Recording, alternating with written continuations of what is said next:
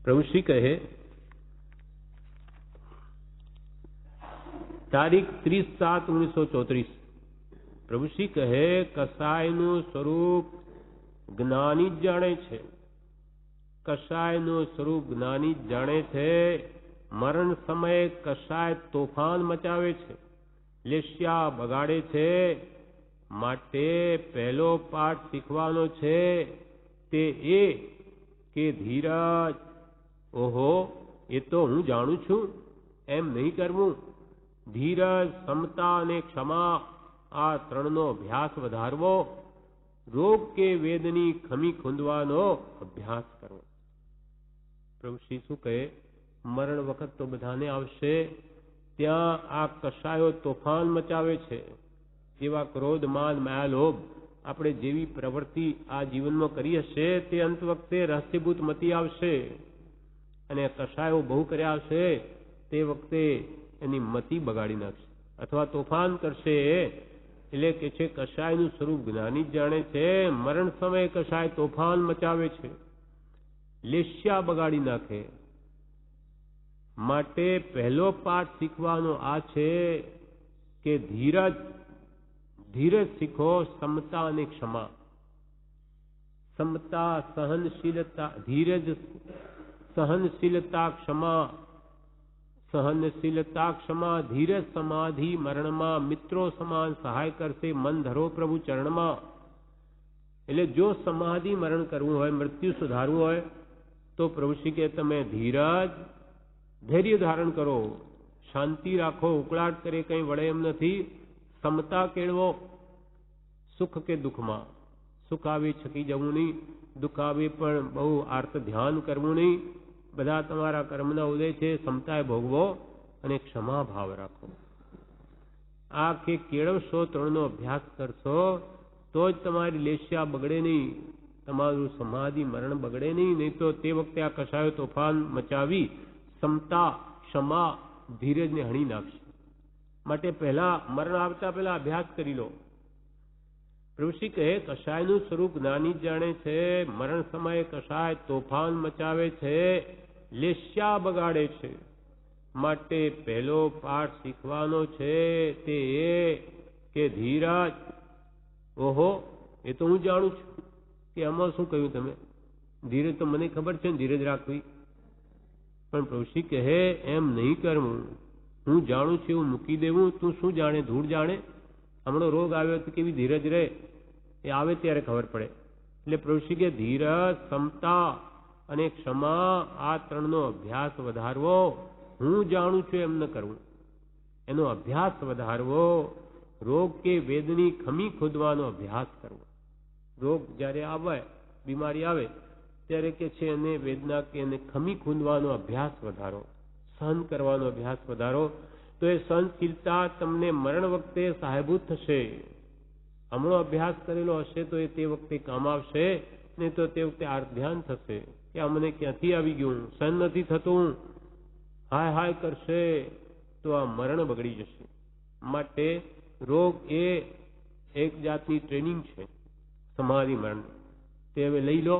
બીમારી વખતે હાય ન કરતા મંત્રમાં કેમ રહેવાય, સત્પુરુષના વચનોમાં કેમ રહેવાય અને રોગની વેદનાને કેમ વિસ્મરણ થાય, એવી સહનશીલતા, ક્ષમા અને ધીરજ કેળવો તો સમાધિ મરણ સરળતાથી થશે. વળી પ્રભુ શ્રી કહે મેં તો આત્મા જાણ્યો નથી, પરંતુ પૂર્વના અનંત જ્ઞાનીઓએ તે આત્મા યથા તથ્ય જાણ્યો છે. તેવો જ તે આત્મા જેનું મને શરણ છે એવા જ્ઞાની સદગુરુ ભગવંતે યથાર્થ જાણ્યો છે તે મારે માન્ય છે. પ્રભુ શ્રી કે મેં તો આત્મા જાણ્યો નથી એમ રાખો, પણ પૂર્વના અનંત જ્ઞાનીઓએ, અનંતા તીર્થંકરો, અનંતા જ્ઞાની પુરુષો પૂર્વમાં થઈ ગયા, પૂર્વ કાળે તેમણે જેવો યથા તથ્ય એટલે જેમ છે તેમ આત્માનું સ્વરૂપ જાણ્યું તેવો જ મારો આત્મા છે. અનંત સર્વજીવ છે, સિદ્ધ સમ, બધા જીવો સિદ્ધ સમાન છે, એમાં કોઈ ફરક નથી. એટલે અનંતા જ્ઞાનીઓ પૂર્વે મોક્ષને પામ્યા એવો જ મારો આત્મા છે, તેનું જ મને શરણ હો. એવા જ્ઞાની સદગુરુ ભગવંતે યથા તથ્ય જાણ્યો. અનંતા જ્ઞાનીઓ જાણ્યો તેવો જ મારા ગુરુ સદગુરુએ જાણ્યો, તેવો જ મારો આત્મા પણ છે. અને તે મારે માન્ય છે. તેવો જ સિદ્ધ સમાન મારો આત્મા શુદ્ધ છે. તેવો જ સિદ્ધ સમાન મારો આત્મા શુદ્ધ છે. તે જ મારું સ્વરૂપ છે. તે જ મારું સ્વરૂપ છે. તે જ મને પ્રાપ્ત થો. નાનીએ જે છે, નાનીને જે છે તે મને હો. આટલી અપૂર્વ વાત છે. પ્રભુ કે પૂર્વે આવું જીવે કર્યું નથી, એટલે આટલી વાત અપૂર્વ છે. પૂર્વે આવી ભાવના ભાવી નથી. આત્મ ભાવના એટલે કે આત્મ ભાવના ભાવતા જીવ લહે કેવળ જ્ઞાન રે. હવે તું આવી આત્મ ભાવના ભાવ કે જેવો સિદ્ધોનો આત્મા સર્વજ્ઞાની પુરુષોનો તેવો જ મારો આત્મા શુદ્ધ છે નિશ્ચયને મૂળ સ્વરૂપે, અને તે જ મારું સ્વરૂપ છે. શુદ્ધ ચૈતન્ય સ્વરૂપ અવિનાશી એવો હું આત્મા છું એમ આત્મભાવના કરતા રાગ દ્વેષનો ક્ષય થાય. બાકી હું દેહ આદિ સ્વરૂપ નથી. દેહ સ્ત્રી પુત્ર આદિ કોઈ પણ મારા નથી, પણ શુદ્ધ ચૈતન્ય સ્વરૂપ અવિનાશી એવો આત્મા છે. આવી જો આત્મભાવના કરે તો રાગ દ્વેષનો ક્ષય થાય. આત્મભાવના ભાવના એટલે વારંવાર કરવી પડે. એકવાર કે આ બધું મારું કંઈ નથી એમ કરીને પછી મારું મારું કર્યા કરે. અનાદિનું મારાપણાનો ભાવ દ્રઢ થઈ ગયો. એકવાર મારું નથી એમ કંઈ જવાનો નથી. વારંવાર પ્રતિ સમયે જ્ઞાની કે આત્મભાવના ભાવ અને પર પ્રત્યેના રાગને તોડી નાખ તો કંઈ પાર આવશે. અંત વખતે આ ભાવ દ્રઢ થશે, નહીં તો એનો જ મોહ આગળ આવશે. એટલે કે મરણ વખતે આ હું પણ ને મારા પણ પજવશે. એટલે હું દેહ પણ નહીં અને દેહના સગા એ મારા સગા નહીં. કેમ કે હું તો અરૂપી એવો આત્મા છું. મને મારા સગાવાળાએ જોયો જ નથી તો મારા સગા કેવી રીતે થઈ શકે? એમ જે જ્ઞાનીઓ આપણને સમજણ આપી એમ વારંવાર વિચારીને એ ભાવ દ્રઢ કરે તો જ અંત વખતે એની લેશ્યા બગડે નહીં અને સમાધિ મરણનું કારણ થાય. એટલે મારો આત્મા સિદ્ધ સમાન સંત જ્ઞાનીઓ જોયો તેવો શુદ્ધ છે. તે જ મારું સ્વરૂપ છે.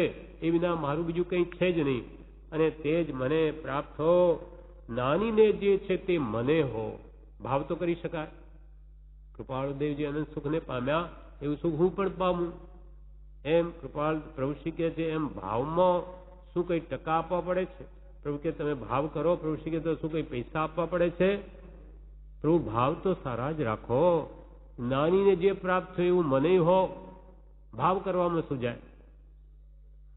નાનીને જે છે તે મને હો. આટલી અપૂર્વ વાત છે. એટલે પૂર્વે આવી વાત કોઈ દિવસ સાંભળી નથી, અથવા સાંભળી હોય તો રૂડે પ્રકારે તે ઉઠાવી નથી.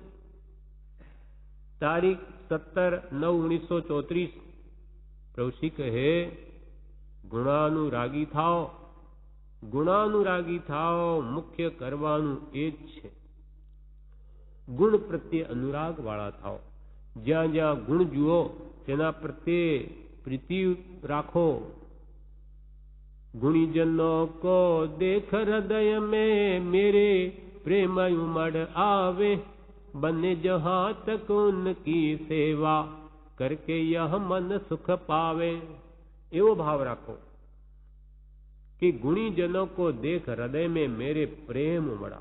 જ્યાં જ્યાં ગુણ જુએ ત્યાં ત્યાં આના પ્રત્યે આકર્ષણ થાય કે આવો ગુણ મારામાં ક્યારે આવશે, કે આ કેવો શાંત છે, એવો હું કશાય રહિત ભાવવાળો, ક્રોધનો સ્વભાવ મૂકી દઈને એવો ક્ષમાવાળો હું ક્યારે થઈશ, કે આ કેવો નિર્ભિમાની છે, જોને કાંઈ એને માની નથી ગુણો હોવા છતાં, અથવા એમાં સરળતા કેવી, પ્રજ્ઞા સહિત પાછી, કપટ ભાવ નહીં, એ કેવો ગુણ છે એમાં મારામાં પ્રભુ એવું ક્યારે આવશે?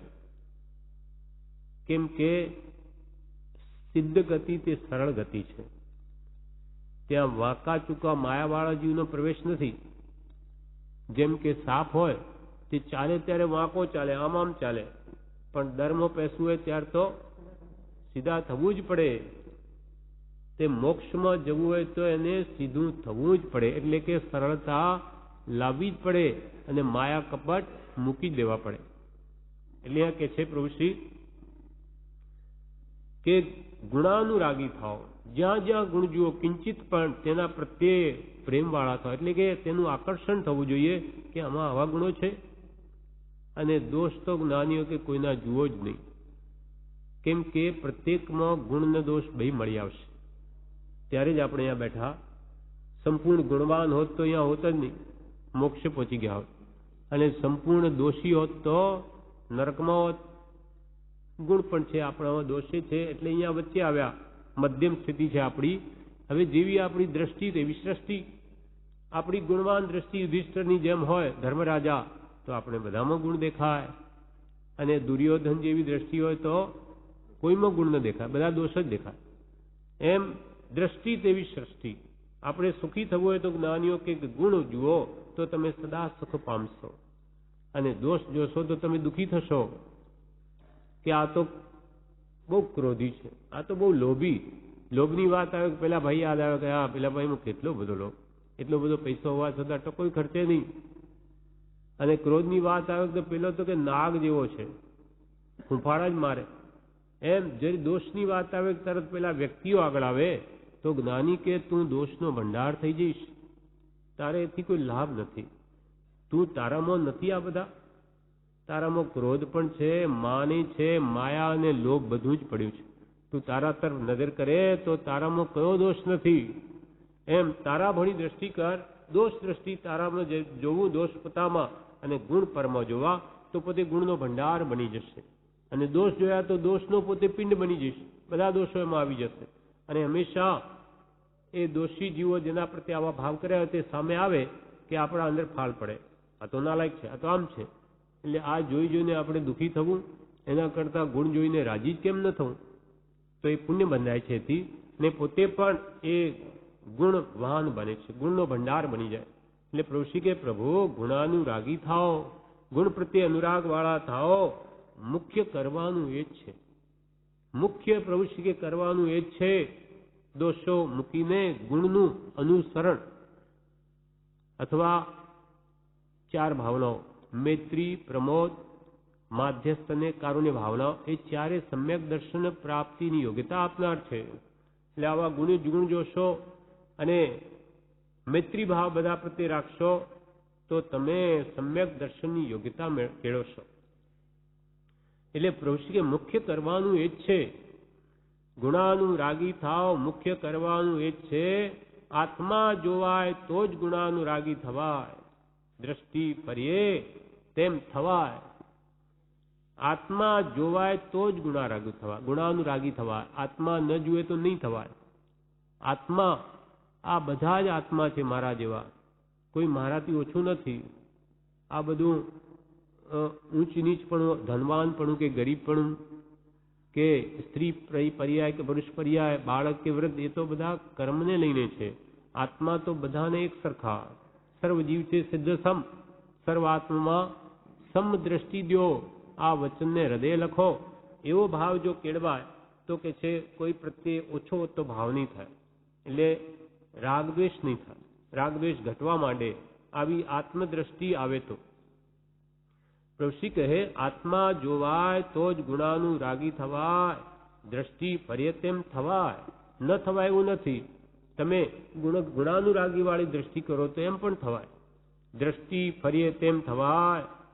પ્રભુ પ્રભુ લય લાગી નહીં, પ્રભુ પ્રભુની હજુ અંતરમાં લય લાગી નથી, એ ગુણો આવ્યા નથી. હે જીવ ક્યાં ઈચ્છત હવે હે ઈચ્છા દુઃખ મૂળ, જબ ઈચ્છા કા નાશ તબ મિટે અનાદિ ભૂલ. હે જીવ તું હવે શું ઈચ્છે છે? આ ઈચ્છા જ દુઃખનું મૂળ છે, અને જ્યારે ઈચ્છાનો નાશ થશે ત્યારે અનાદિની ભૂલ જે મિથ્યાત્વ જે બધી ટળી જશે. એટલે ઈચ્છાઓ ઘટાડ. 100 ગણી હોય તો 100 ગણું દુઃખ, 50 ગણી ઈચ્છાઓ મેળવવાની હોય તો 50 ગણું દુઃખ, 5 ગણી ઈચ્છા 5 ગણું દુઃખ. અને જેને કશું નહીં ચાહીએ, જેને કાંઈ નહીં જોઈએ, તે શાહન કે શાહ, બાદશાહ નહીં બાદશાહ. મુનિઓ, ચક્રવર્તીઓ જઈને નગ્ન મુનિ જેના પાસે કાંઈ નથી, એવા મુનિ મહાત્માને કેમ નમે? કેમ કે એણે જે રિદ્ધિ પ્રાપ્ત કરી છે ચક્રવર્તી પાસે પણ નથી. એને ગુણો મેળવ્યા છે, માટે એની પાસે કંઈ નહીં હોવા છતાં બધા જઈને પગે પડે. કેમ કે એના અંતરમાં કોઈ પદાર્થની ઈચ્છા જ નથી. કેમ? એટલે કે ક્યાં હે જીવ ક્યાં ઈચ્છત હવે હે ઈચ્છા દુઃખ મૂળ, જબ ઈચ્છા કા નાશ તબ મિટે અનાદિ ભૂલ. કૂતરાને લાકડીનો માર પડે છે તો ફરી આવતા નથી, તેમ કર્મના ઉપર જ્ઞાની પુરુષના વચનરૂપ લાકડીનો પ્રહાર થાય તો જે કર્મ આવ્યા છે તે ભાગી જવા માટે ફરી આવવાના નથી. પ્રભુશ્રી દ્રષ્ટાંત આપીને કહે છે, કૂતરા આવતા હોય પણ એકવાર જો લાકડીનો એના પર માર પડે તો ફરી મોઢું ન ઘાલે કે અહીંયા જઈશ તો લાકડી મારશે. દ્રષ્ટાંત આપીને કહે છે, કૂતરાને લાકડીનો માર પડે તો પછી ફરી આવતા નથી, તેમ કર્મના ઉપર જ્ઞાની પુરુષના વચનરૂપ લાકડીનો પ્રહાર થાય તો જે કર્મ આવ્યા છે તે ભાગી જવા માટે અને ફરી આવવાના નથી. એટલે જે કંઈ પણ આપણે કર્મના ઉદય આવે એને સત્પુરુષના વચન વડે એને ક્ષમતાએ ભોગવી લેવા, નવું આર્થ ધ્યાન વગેરે ન કરવું, તો કે જે ફરી નવા કર્મ આવશે જ નહીં. સત્પુરુષનું વચનરૂપ લાકડી લઈને ઊભા રહેવું અને સંભાવ કેળવીને સુખ દુઃખને વેધી લઈએ તો ફરી નવા કર્મ બંધાય જ નહીં, એટલે કે ફરી આવવાના નથી.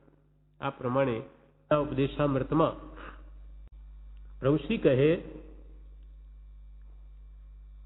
તારીખ 9/10/1934 પ્રભુશ્રી કહે, જીવને સત્સંગનું મહાત્મ્ય લાગ્યું નથી, સામાન્યપણું થઈ ગયું છે. સામાન્યપણું થઈ ગયું છે, ઓળખાણ નથી. જીવને સત્સંગનું જે અદ્ભુત અચિંત્ય મહાત્મ્ય છે કે એક શબ્દ સાંભળતા કેટલું બધું પુણ્ય બંધાય, પણ તેનું આપણને તો મહાત્મ્ય જ નથી. આપણને તો મળી ગયું, બાપ દાદાથી મળી ગયું, સહેજે હાથમાં આવી ગયું, એટલે કંઈ એની કિંમત નથી લાગતી. બાકી પ્રભુશ્રીએ દ્રષ્ટાંત આપ્યું કે નારદજીએ પૂછ્યું વિષ્ણુ ભગવાનને વૈષ્ણવ દ્રષ્ટાંત કે સત્સંગનું મહાત્મ્ય શું?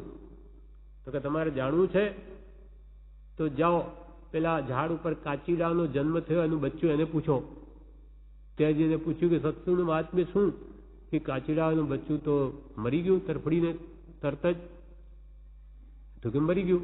પાછા વિષ્ણુ ભગવાનને જઈને કહે કે આ શું કઈ જવાબ મળ્યો નહીં, સત્સંગનું મહાત્મ્ય તમારે જાણવું છે તો જાઓ ત્યાં પોપટનું બચ્ચું જન્મ્યું તેને પૂછો. ત્યાં જઈને પોપટના બચ્ચાને પૂછ્યું કે સત્સંગનું મહાત્મ્ય શું? એ પણ તરફડીને મરી ગયું.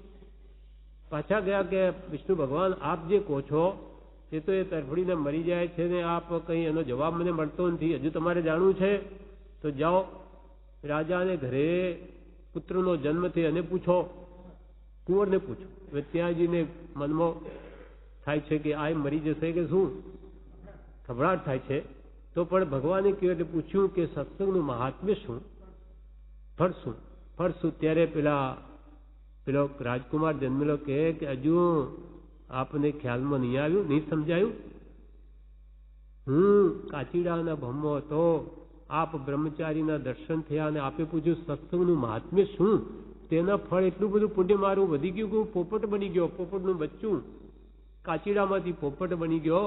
ત્યાંય મને પૂછ્યું કે સત્સંગનું ફળ શું અને આપના દર્શન થયા, એટલું પુણ્ય વધી ગયું કે રાજકુમાર બની ગયો. હવે સમજાયું આપને? ઓહો, સમજાઈ ગયું.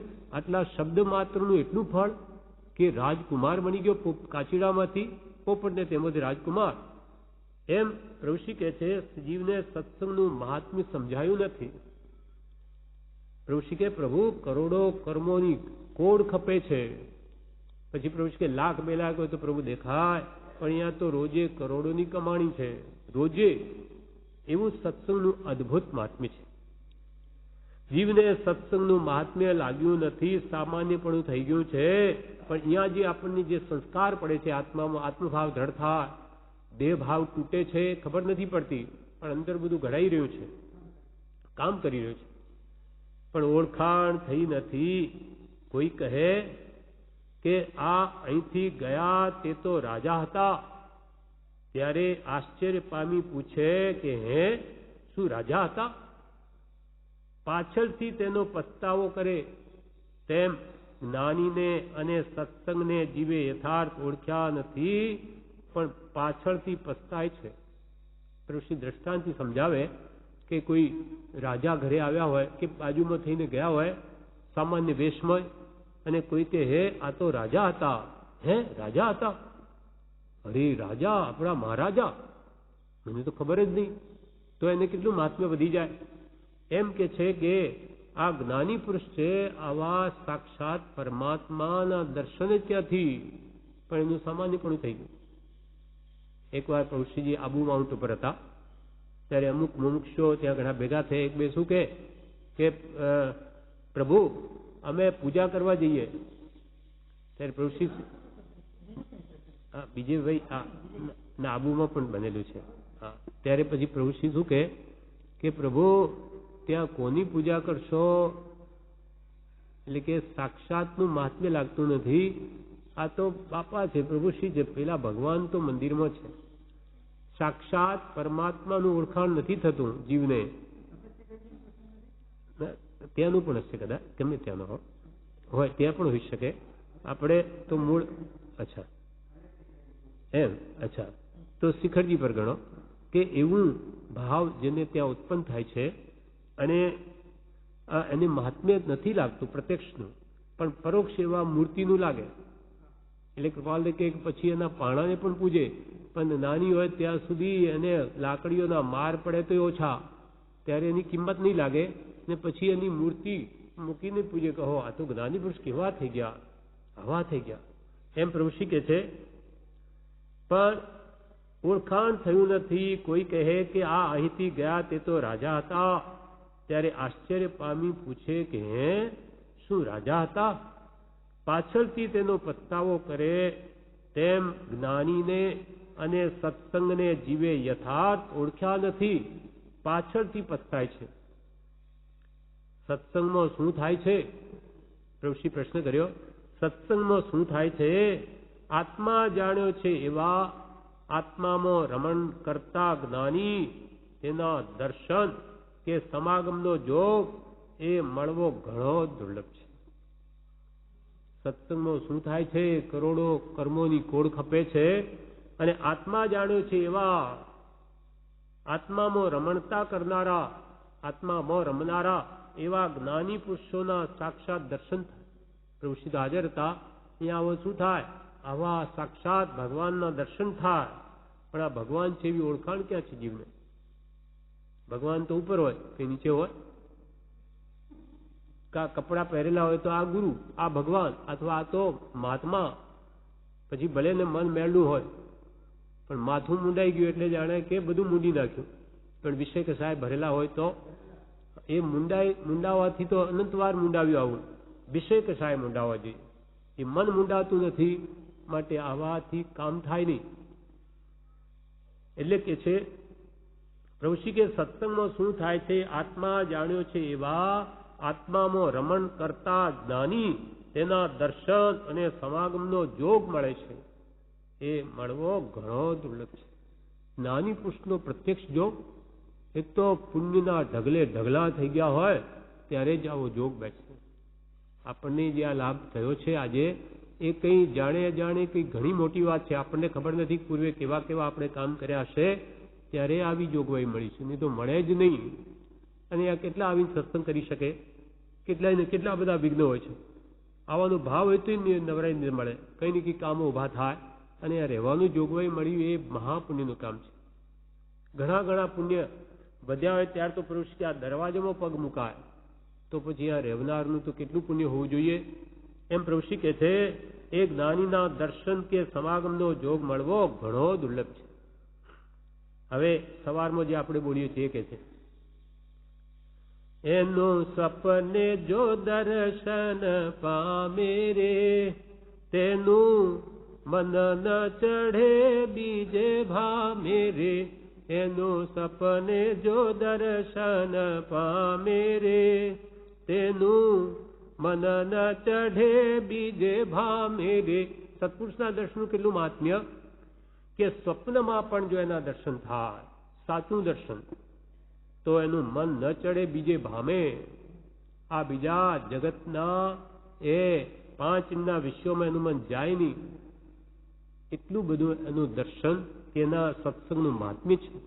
પણ આપણને હજુ યથાર્થ દર્શન પણ થયા નથી, હજુ એક વચન પણ યથાર્થ સાંભળ્યો નથી. સાંભળ્યું તે પ્રભુશ્રી કહે છે કે જો સ્પષ્ટ પ્રીતિથી સંસાર સેવવાની ઈચ્છા થતી હોય તો તેણે જ્ઞાની પુરુષના દર્શન પણ કર્યા નથી, એના વચન પણ સાંભળ્યા નથી. નહીં તો કે છે એનો મોહ ઘટ્યા વગર રહે નહીં. એનું સપને જો દર્શન પામે રે, તેનું મન ન ચઢે બીજે ભામે રે. જોગ મળે પણ ઓળખાણ થાય તો જ અપૂર ભાવ આવે છે. આ જોગ આપણને મળ્યો, પણ હવે અપૂર ભાવ આવે તો ને. આપણે અહીંયા બેઠા છે, સત્સંગ શા માટે કરી? અપૂર ભાવ લાવવા. દુકાનદારી ખોલીને શા માટે બેસે? કે કોઈક વાર એવો ગ્રાહક આવી જાય, કઈ 8 કલાક 12 કલાક ના હોય, કોઈક એવો ગ્રાહક આવી જાય અવસરે કે એનું દાલીદર નીકળી જાય, પણ બેસવું તો પડે જ. 8 વાગે ખોલીને દુકાનમાં બેસવું જ પડે. પછી ગ્રાહક નથી એટલે ઘરે જઈને સૂઈ જાય તો આવે નહીં. બીજી વાર જાણે કે એની દુકાને શું જવું, એ તો કોઈ વાર ખુલ્લી હોય ના અને ઠેકાણા નથી. ખુલ્લી કાયમ રાખવી પડે. તેમ સત્સંગ ભક્તિ નિયમિત કરવા પડે. તો કોઈક વાર એવો ભાવ આવી જાય કે એવા ઉલ્લાસમાં એને કરોડો કર્મો કેટલાય ભવોના ખપી જાય. એટલે પ્રભુ શ્રી કે જોગ મળે પણ ઓળખાણ થાય તો જ અપૂર્વ ભાવ આવે છે. અપૂર્વ ભાવ આવે જ કલ્યાણ થાય છે. આ ભાવ આવવાના નિમિત્ત છે, પણ જ્યારે એ નિમિત્તે અપૂર્વ ભાવ આવશે ત્યારે જ કલ્યાણ થશે. પ્રભુ શ્રી કે અપૂર્વ ભાવ આવે જ કલ્યાણ થાય છે.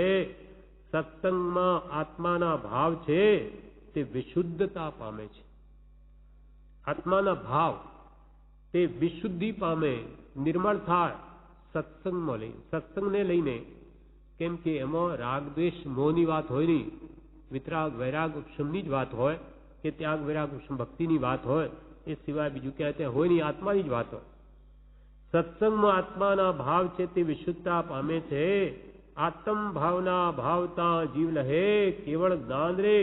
આત્મભાવ જીવે જાણ્યો નથી. સંકલ્પ વિકલ્પે જીવનું ભૂંડું કર્યું છે. આત્મભાવ શું? એ જ પ્રભુ શ્રી કે હજુ આ જીવે જાણ્યો નથી. અને આ સંકલ્પ વિકલ્પે જ જીવનું ભૂંડું કર્યું છે. અનાદિકાલથી આ મન સંકલ્પ વિકલ્પ કર્યા કરે અને કર્મ બાંધ્યા જ કરે છે. આત્મો કંઈ ના આવે. જોયા કરે અને અનેક પ્રકારે વસ્તુને ભોગવવાનો ભાવ કરે, આત્મો કંઈ ના આવે. કર્મના પોટલા બાંધ્યા કરે. વચનના નયન યમના અહીં વચન વડે કે નયન આંખો વડે જોઈ જોઈને કર્મ બાંધે, પણ આત્મ ભાવના નહીં પાવે તો સંસાર જ વધારે છે. એટલે પ્રભુ શ્રી કહે છે સત્સંગમાં આત્માના ભાવ છે તે વિશુદ્ધતા પામે છે. આત્મ ભાવના ભાવતા જીવ લહે કેવળ જ્ઞાન રે. આત્મભાવ જીવે જાણ્યો નથી. આત્મભાવ જીવે જાણ્યો નથી. સંકલ્પ વિકલ્પે જીવનું ભૂંડું કર્યું છે. સંકલ્પ વિકલ્પ એના બોધે કંઈક સમે અને આત્માની ભાવના ભાવે તો જ એનું હિત થાય એમ છે. એ આત્મ ભાવના કેમ કરવી એ આપણને મંત્ર આપી દીધો હમણાં વાંચ્યો, કે હું દેહાદિ સ્વરૂપ નથી અને દેહ સ્ત્રી પુત્રાદિ કોઈ પણ મારા નથી. શુદ્ધ ચૈતન્ય સ્વરૂપ અવિનાશી એવો હું આત્મા છું. એમ આત્મ ભાવના કરતા રાગ દેશનો ક્ષય થાય. એમ આત્મભાવના કરી રાગ દ્વેષનો ક્ષય થાય. અને રાગ દ્વેષનો ક્ષયથી કેવળ જ્ઞાન થાય. કેવળ જ્ઞાન થાય જીવનો મોક્ષ થાય. મોક્ષ થાય એટલે શાશ્વત સુખ શાંતિને પામે સર્વકાલને માટે. આ પ્રમાણે કૃષ્ણબોધ આ પૂરો થયો. વિશે પ્રભુશ્રી કહે સંકલ્પ વિકલ્પ વડે કર્મની પ્રકૃતિને અનુસરીને કર્મના ઢગલા જીવ બાંધી નાખે છે. સંકલ્પ વિકલ્પ વડે કર્મની પ્રકૃતિને અનુસરીને કર્મના ઢગલા જીવ બાંધી નાખે છે. સત્સંગમાં શીતળ શાંત મહાત્માની વિદ્યમાનતામાં આત્માનો ભાવ ઉપયોગ સંકલ્પ વિકલ્પ તજી જ્ઞાનીના વચનમાં જોડાય, તેમાં લીન થાય ત્યાં કોટી કર્મ ખપે છે. બે પાસા બતાવ્યા કે એક તો સંકલ્પ વિકલ્પની પરાકાષ્ઠા કર્યા કરીને જીવ શું બાંધે? કર્મના ઢગલા બાંધે. નકામાં સંકલ્પ વિકલ્પ કર્યા જ કરે જીવ. તેમાં કહ્યું રાગ દ્વેષ જન્મ જરા અને મૃત્યુ મુખ્ય દુઃખના હેતુ. કારણ તેના બે કયા? જન્મ જરા કારણ બે કયા? શું? રાગ દ્વેષ અણહેતુ. અણહેતુ અણહેતુ એટલે નકામા પ્રયોજન વગર આ જીવ રાગ દ્વેષ કર્યા જ કરે છે. સારું છે ખોટું છે, આ લાવ્યો ઠીક ઠાક, એણે સારું કર્યું આ ખરાબ કર્યું, એમ અનાદિકાલથી આ જીવ નવરો રહેતો નથી. કાં તો પોતાના વિચાર કરીને જો પરના વિચાર કરે છે. એમ સંકલ્પ વિકલ્પ કરીને પ્રભુ શ્રી કે આ જીવ કર્મના ઢગલા બાંધી નાખે છે. પણ સત્સંગમાં જો જીવ હોય અથવા શીતળ શાંત મહાત્માની વિદ્યમાનતામાં, એટલે જ્ઞાની પુરુષની હાજરીમાં હોય એમના પ્રત્યક્ષ સામે, તો કે આત્માનો ભાવ ઉપયોગ સંકલ્પ વિકલ્પ તજી જ્ઞાનીના વચનમાં જોડાય, તેમાં લીન થાય, ત્યાં ખોટી કર્મ ખપે છે. એકલો બેઠો નવરો બેઠો નખો દ્વાડે વિકલ્પ બાંધીને કર્મના પોટલા બાંધે એ જીવ જો સત્સંગમાં હોય, કાં સત્પુરુષની છાયામાં હોય, તો ત્યાં આત્માનો ભાવ પોસાય, સંકલ્પ વિકલ્પ ત્યાં છૂટી જાય અને વૃત્તિ જ્ઞાનીના વચનોમાં જોડાય, તેમાં લીન થવાથી પ્રભુ શ્રી કે ત્યાં કોટી કર્મનો નાશ થાય છે. પ્રભુ શ્રી કે પ્રભુ અહીંયા તો કરોડો કર્મોની કોડ ખપે છે, પ્રભુ કરોડોની કમાણી છે. પ્રભુ શ્રી કે આશ્રમમાં તો કરોડોની કમાણી, પણ પ્રભુ લાખ 2 લાખ હોય તો દેખાય કે આ લાખ કમાવ્યા 2 લાખ, પણ અહીંયા તો દેખાય કઈ નહીં. પ્રભુ શ્રી કે પ્રભુ એ તો આત્માના ભાવ છે, એની કોઈ કિંમત થાય એવું નથી. અને સત્સંગમાં એવો ઉત્કૃષ્ટ ભાવ આવી જાય તો કરોડો ભાવ કપાઈ જાય, કેમ કે નિમિત્તને આધીન વૃત્તિ થાય છે. માટે પ્રભુ શ્રી કે પ્રભુ જ્ઞાનીના વચનોમાં અહીંયા વૃત્તિ જોડાય, લીન થાય, ત્યાં કોટી કર્મ ક્ષય થાય છે. વળી પ્રભુ શ્રી કહે પ્રભુ આત્મા કેવી અપૂર્વ વસ્તુ છે, આત્મા કેવી અપૂર્વ વસ્તુ છે. બીજા નાશવંત પદાર્થો માટે જેટલી કાળજી છે તેટલી પણ આત્મા માટે નથી. પ્રભુશ્રીને એનું મહાત્મ્ય લાગ્યું છે. સાક્ષાત આત્માના દર્શન થયા છે, ભેદ જ્ઞાન થયું છે. એટલે પ્રભુશ્રી કે અમને તો પ્રભુ જ્યાં જુઓ ત્યાં આત્મા દેખાય છે. આ તો કઈ મળતા દેખાય હાલતા ચાલતા, અહીંયા ભેદ પડી ગયો પોતાને, એટલે અહીંયા બધું ભેદ દેખાય છે. આજે જોનાર જાણનાર એ આત્મા, બાકી તો શરીર મળતું છે. એટલે જ્ઞાનીની દ્રષ્ટિ જ્યાં જ્યાં પડે પહેલા આત્મા જુએ છે, દ્રવ્ય દ્રષ્ટિ છે, આપણી પર્યાય દ્રષ્ટિ છે. એટલે આપણે કર્મ બાંધીએ, જ્ઞાની કર્મ બાંધતા નથી, કેમ કે આત્મા તો સ્વરૂપ છે પરમાત્મા જેવો. એટલે પ્રભુશ્રી કે આત્મા કેવી અપૂર્વ વસ્તુ છે, બીજા નાશવંત પદાર્થો માટે જેટલી કાળજી છે તેટલી પણ આત્મા માટે નથી. આત્માની કાળજી પ્રભુશ્રીની દ્રષ્ટિમાં તો અનંત હોવી જોઈએ, કેમ કે કૃપાલનું વચન છે કે દેહની જેટલી કાળજી રાખે છે તેટલી નહીં ચિંતા, પણ તેથી અનંત ગણી ચિંતા, અનંત ગણી ચિંતા આત્માની રાખ. કારણ અનંત ભાવ એક ભાવમાં ટાળવો છે. એક ભાવમાં અનંત ભાવ ટાળવા તો કે છે કે કેટલી કાળજી આત્માની રાખવી જોઈએ. તેના બદલે પ્રભુશ્રી કે આ જીવ બીજા જગતના નાશવંત પદાર્થો માટે જેટલી કાળજી રાખે છે તેટલી પણ આત્મા માટે નથી. યુગલિયાના સુખ ચક્રવર્તીનું ઇન્દ્રનું અને અહમ ઇન્દ્રનું જે સુખ છે તે બધા કરતા અનંત ગણું સુખ સિદ્ધને એક સમયમાં છે. પ્રભુશ્રી કહે તમે જે સુખ માટે શોધ કરો છો, મથો છો, પણ એ બધા જ તમારે તો કેવું સુખ છે ને યુગલિયાનું સુખ. યુગલિયા જે લોકો હોય છે, પહેલો બીજો ત્રીજો આરોજ અહીંયા હોય તે બધા યુગલિયા જ હોય. આ જ ભૂમિ અહીંયા યુગલિયા જ હતા પહેલા. ત્યારે આ ભૂખી ભૂમિ જ સાકર જેવી હોય અને એમને કલ્પ વૃક્ષથી જે જોઈએ મળે, એમને કંઈ કમાવાનું હોય નહીં અને જોડલું જ જન્મે જોડલું જ મરે. એમને કોઈ કુટુંબ મોટું કરવાનું કે ધંધા કાંઈ હોય નહીં, બંધ કસાઈ હોય. એટલે યુગલિયાઓ મરીને પણ દેવલોકમાં જ જાય. તેમ અહીંયા કે છે કે એ બધા યુગલિયાઓનું સુખ ભેગું કરો, ચક્રવર્તીનું ભેગું કરો, ઇન્દ્રનું કરો, બધા સરવાર સિદ્ધિમાં રહેલા 5 અનુત્તર વિમાનોમાં અહમિન્દ્રો છે એમનું સુખ ભેગું કરો. કે નવગ્રેવિકમાં બધા અહમિન્દ્ર જ છે, ત્યાં કોઈ નવગ્રેવિકમાં પણ કોઈ ઇન્દ્ર નથી ઉપર, બધા જ ઇન્દ્ર, બધા સરખા અહમિન્દ્ર. એ બધા જનું સુખ ભેગું કરો, તે બધા કરતા પણ અનંત ગણું સુખ, એના કરતા અનંત ગણું સુખ હોઈ શકે. બધા જો એવું નહીં, જયારે 5 અનુત્તરમાં તો બધા સમ્યક દ્રષ્ટિ જ હોય. હા, અને વચ્ચે વાળા જે સરવાર સિદ્ધિનું વિમાન છે તે તો બધા એક અવતારી જ હોય. હા, એક મોક્ષ આમાં હોય ન હોય નિશ્ચિત નહીં, પણ ઘણું પુણ્ય બાંધ્યું અભવી પણ જાય છે, અભવી પણ નવગ્રેવિક સુધી જાય, એને સમ્યક દર્શન હોતું નથી. હા હા, મિથ્યા તો થઈ જ જાય, પણ એટલો બધો તપ આદિ કરીને એ પણ ત્યાં જઈ શકે નવગ્રેવિક સુધી, 5 અનુત્તરમાં નહીં જાય, કેમ કે ત્યાં બધા સમ્યક દ્રષ્ટિઓ છે. એટલે કે છે આ બધા અહમ ઇન્દ્રો બધાનું સુખ ભેગું કરો, છતાં પણ એ સિદ્ધના એક સમયના સુખ આગળ તે નહીં, એની પણ સમાનતા નહીં કરી શકે. એટલે આ બધાનું સુખ ભેગું કરીને એને અનંત ગણું કરો તો પણ તે સુખ સિદ્ધને એક સમયમાં છે તેને જોડીને આવી શકે. એટલે એ મોક્ષનું સુખ કેવું હશે? પ્રભુશ્રી કહે યુગલિયાના સુખ, ચક્રવર્તીનું, ઇન્દ્રનું અને અહમ ઇન્દ્રનું જે સુખ છે તે બધા કરતા અનંત ગણું સુખ સિદ્ધને એક સમયમાં છે. હવે સમય એટલે શું? એક આંખનો પલકારો આંખ બંધ કરીને ખોલીએ એમાં તો અસંખ્યાત સમય થઈ જાય, તેનો એક ભાગ.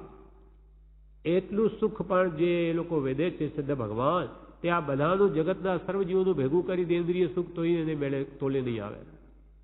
આ અનુભવનો વિષય છે. પ્રભુશ્રી જેવાય તે સુખ અનુભવ્યું છે માટે કે છે તે સુખ સિદ્ધને એક સમયમાં છે. સિદ્ધ સમાન સર્વાત્મા છે. કૃપાલદેવી ઈડરમાં કહ્યું કે આ સિદ્ધ શિલા અને બેઠા તે સિદ્ધ, અમે આ સિદ્ધનું સુખ અનુભવ્યું છે માટે આ જગ્યાને ભૂલશોમાં. એમ સિદ્ધ સમાન સર્વાત્મા છે. પ્રભુ કે તમે બધા સિદ્ધ જેવા જ છો, તમારા આત્મામાં પણ એ સુખ પડેલું છે. સિદ્ધ સમાન સર્વાત્મા છે, પણ પોતાના સુખને પામવા જીવને કાળજી ક્યાં છે? પ્રભુ કે બધું છે, પણ આ જીવને કાળજી ક્યાં છે કે મારું આવું અનંત સુખ મેળવવું જ છે? એવી શ્રદ્ધા ક્યાં છે? તો પુરુષાર્થ થાય. પ્રભુ કહે પણ પોતાનું સુખ પણ પોતાનું સિદ્ધ સમાન સર્વાત્મા છે, પણ પોતાનું સુખ, પોતાના સુખને પામવા જીવને કાળજી ક્યાં છે? વિશ્વાસ, શ્રદ્ધા ક્યાં છે? વિશ્વાસ હોય કે મારામાં આવું અનંત જ્ઞાન, દર્શન, સુખ, વીર્ય પડેલું છે, એવો પહેલા શ્રદ્ધાંતો કાઢવું જોઈએ, વિશ્વાસ તો આવવો જોઈએ જ્ઞાનીના વચનો પર, તો પુરુષાર્થ કરે. પ્રભુ કે 5-50 રૂપિયા મળતા હોય પ્રભુ બીજા ઠેકાણે ઉપદેશો કહે છે તો કે ઠેઠ મુંબઈ સુધી દોડી જાય, પણ અહીંયા રોજે કરોડોની કમાણી, એના ફળમાં શાશ્વત સુખ શાંતિ, કોઈ જન્મ જરા મરણના કોઈ કાળે દુઃખ નહીં, પણ એનું હજુ મહાત્મ્ય લાગ્યું નથી, વાત સમજાઈ નથી, શ્રદ્ધામાં આવી નથી, નહીં તો પુરુષાર્થ કર્યા વગર રહે નહીં. કેટલા બધા પુણ્ય વધ્યા ત્યારે મનુષ્ય ભાવ મળ્યો છે, તેથી એ કેટલી બધી પુણ્ય વધી ત્યારે સત્પુરુષનો જોગ મળ્યો છે. હવે દાવ આવ્યો છે, લાગ આવ્યો છે, જાગ્રત થઈ જાઓ, પ્રમાદથી અનંત કમાણી હારી ન જાઓ, આત્માને ઓળખી લેવા પુરુષાર્થ કરો, દુર્લભ સત્સંગ હવે સફળ કરી લો. આપણી દયા જ્ઞાની પુરુષોને છે. એટલે પ્રભુશ્રી કે કેટલાય ભાવ સુધી પુણ્ય ભેગા કર્યા ત્યારે મનુષ્ય ભાવ મળ્યો, તેથી કેટલી પુણ્ય વધી ત્યારે સત્પુરુષનો જોગ મળ્યો. એ તો ચોથા કાળમાં દુર્લભ છે, એવો જોગ મળી ગયો. હવે દાવ આવ્યો છે, લાગ આવ્યો છે, જાગ્રત થઈ જાઓ, પ્રમાદથી અનંત કમાણી હારી ન જાઓ. આટલી ઊંચી ભૂમિકાએ તમે આવી ગયા, હવે આ બધી કમાણી હારી ન જાઓ, આત્માને ઓળખી લેવા પુરુષાર્થ કરો, દુર્લભ સત્સંગ સફળ કરી લો.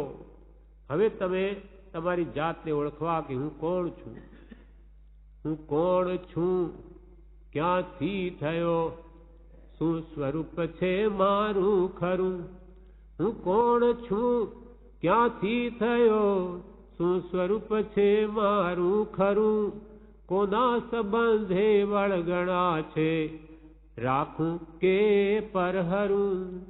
આ વળગણા જે કર્મને આદિને ઋણાદુ બંને બધી આવી મળ્યા, એના પ્રત્યે શું આ સંબંધ, પ્રેમ, રાગ ભાવ રાખું કે પરહરું?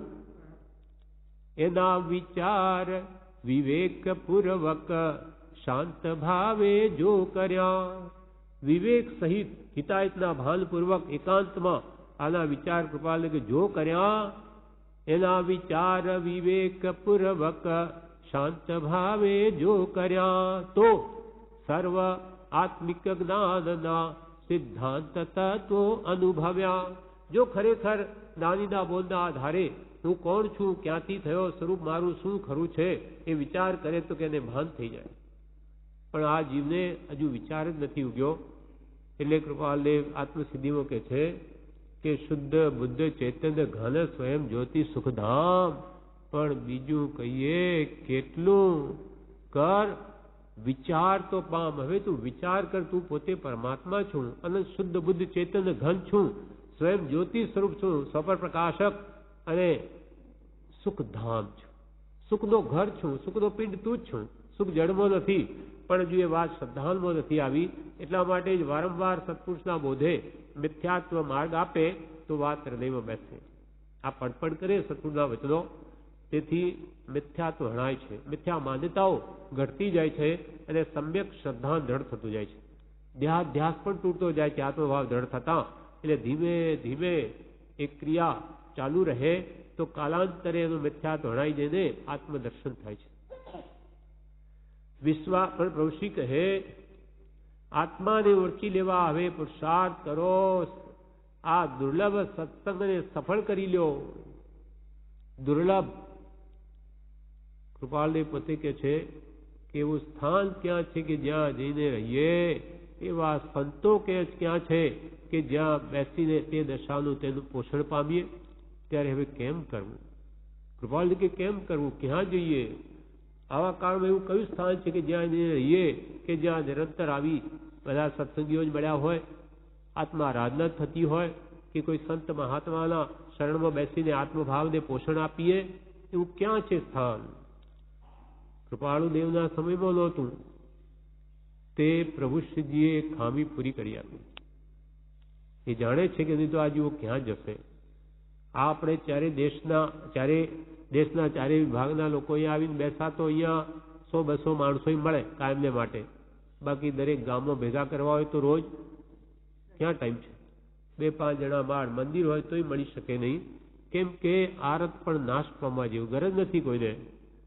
એટલે કે છે કે આ કાળમાં સત્સંગ અત્યંત દુર્લભ થઈ ગયો છે. સત્સંગ જોઈએ. સત એટલે આત્મા, જે વડે આત્મા પ્રગટે, જે સંગ વડે આત્માનો બોધ થાય, આત્માનું જ્ઞાન થાય, આત્માનું ભાન થાય, કે આત્માની પ્રગટતા થાય, એવો સત્સંગ જોઈએ. અને એવો સત્સંગ જ્ઞાનીનો હોય. હવે જ્ઞાની પુરુષના હાજરી જ્ઞાનીની દુર્લભતા થઈ પડી તો કૃપાલને તો કે જ્ઞાની તો શું, આ કાળમાં સાચા મુમુક્ષુ જીવોનો સંગ મળવો દુર્લભ છે. એવી કાળ સ્થિતિ થઈ ગઈ. સાચા આત્માર્થી જીવોનો સંગ દુર્લભ થઈ પડ્યો છે. એવો કાળ આવી ગયો અને હજુ આગળ કાળ ભયંકર આવવાનો છે. આપણા 5-50 વર્ષ શાંતિપૂર્વક નીકળી જાય તો આપણે નીકળી ગયા, નહીં તો ભયંકર દુઃખ છે. પછી ધીમે ધીમે ધર્મમાં જ અનેક વિઘ્નો ઉભા થશે અને આત્માર્થી જીવોને જ તકલીફ છે. સંસાર મોહ માયા તો વધવાની છે દિવસે, કેમ કે પડતો કાળ છે, પણ સત્સંગ દુર્લભ છે. અને આવા દુર્લભ કાળનું વર્ણન ભગવાન ઋષભદેવના સમયમાં કરેલું. ઋષભદેવ ભગવાને તે બધા મૂકીને ચાલી ગયા કે આવો ભયંકર કાળ આવશે, એમાં જન્મવું પડ્યું તો દીક્ષા લઈ લીધી. હજારો જીવોએ ભગવાન ઋષભદેવનો આવો ઉપદેશ સાંભળી આ કાળ સંબંધી દીક્ષા લઈ લીધી. તે કાળમાં આપણે બેઠા છીએ, પણ આપણે કંઈ જાણે એવા સારા પુણ્યો કર્યા છે, ખબર નહીં કે આવો સત્સંગ ધામ આવા હળિયું ભયંકર હળહળતા કલિયુગમાં વળ્યાવો મહાપુણ્ય છે. હવે આપણે એને સાર્થક કરીએ. અને પ્રભુશ્રી કહ્યું હવે કૃપાળને આપણા ગુરુમાની એની આજ્ઞા જેમ છે તેમ યથાર્થ રીતે આરાધવાનો પુરુષાર્થ કરી નિરંતર સહજાત્મ સ્વરૂપનું ધ્યાન ધરી ને આ જીવન એના શરણે પૂરું કરીએ તો આગળ ઉપર અનુસંધાન થઈ ને મુક્તિનો માર્ગ આપણા માટે ખુલ્લો થઈ જશે. વિશેષ આપણે આવતીકાલે પ્રભુશ્રી કહે પાનું 357. પ્રભુશ્રી કહે આત્માને ઓળખવા ગુરુગમ જોઈએ. આત્માને ઓળખવા ગુરુગમ જોઈએ. દિવ્ય ચક્ષુથી આત્માની ઓળખ થાય. આ ચર્મ ચક્ષુથી તો આ મોતીભાઈ, આ માણેકભાઈ, આ ભાઈ, આ બાઈ, આ નાનો, આ મોટો, આ વાણિયા, આ બ્રાહ્મણ આદિ દેખાય છે. પણ દિવ્ય ચક્ષુ આવે તેને તો આ બધું જે દેખાય છે તે પૂતગલ જડ દેખાય છે. અને તેને જોનાર જાણનાર આત્મા બધામાં પ્રત્યક્ષ જુદો સૌથી પ્રથમ ભાગે છે. ઋષિ શું કહે? આત્માને ઓળખવા ગુરુ ગમ જોઈએ. આત્મા અરૂપી વસ્તુ છે, આ ચામડાની આંખથી દેખાય એવો નથી. દિવ્ય ચક્ષુ જોઈએ, જ્ઞાન ચક્ષુ જોઈએ. હા, અને એ જ્ઞાનીથી જ મળે, ગુરુથી જ જ્ઞાન મળે, અને એ જ્ઞાન પછી આત્માને ઓળખાવે. એટલે આત્માને ઓળખવા ગુરુ ગમ જોઈએ. દિવ્ય ચક્ષુથી આત્માની ઓળખ થાય, પણ આ ચર્મ ચક્ષુથી ન થાય. ચર્મ એટલે ચામડા, ચામડાની બનેલી આપણી આંખથી આત્માની ઓળખ કે આત્મા દેખાય નહીં. આ ચામડાથી તો શું દેખાય? ચામડાની આંખથી. આ ચર્મ ચક્ષુથી તો આ મોતીભાઈ, આ માણેકભાઈ, આ ભાઈ ને આ વળી બાઈ, આ નાનો ને આ મોટો, આ વાણીઓ, આ બ્રાહ્મણ આદિ દેખાય છે. પર્યાય દ્રષ્ટિ છે. ચામડાથી તો આ પૂતગલ દેખાય બધું, ચામડાની આંખથી. પણ દિવ્ય ચક્ષુ આવે છે તેને તો આ બધું જે છે દેખાય છે તે પૂતગલ જળ દેખાય છે. પૂતગલ જ રૂપી છે. દિવ્ય દ્રષ્ટિ જેને આવી તેને તો આ લાગે કે મને જે દેખાય તો બધું પૂતગલ જડ, જડ જ રૂપી છે, બાકી બીજા દ્રવ્યો રૂપી છે. એટલે જે દેખાય છે એને બધું જડ દેખાય છે. અને તે જડને જોનાર, જાણનાર એવો આત્મા બધામાં પ્રત્યક્ષ જુદો સૌથી પ્રથમ ભાસે છે. નાની કે ઋષિ કે જ્ઞાનીની દ્રષ્ટિ જ્યાં પડે ત્યાં એને પહેલા આત્મા દેખાય છે. આ તો બધા ચામડા હાડકા, પણ એમાં રહેલો આત્મા પરમાત્મા જેવો એ પહેલા કે છે જ્ઞાનીને દેખાય છે. પણ હા, દ્રવ્ય દ્રષ્ટિ થઈ ગઈ છે. મૂળ દ્રવ્ય પર દ્રષ્ટિ પડે છે. અને પૂતગલને દ્રવ્ય રૂપે જુએ તો એ તો જડ છે, એ પરમાણુનું બનેલું, વિખરાઈ જવાનું. એમાં શું મોહ કરવો? એવી દ્રવ્ય દ્રષ્ટિ જ્ઞાનીઓને આવી ગઈ.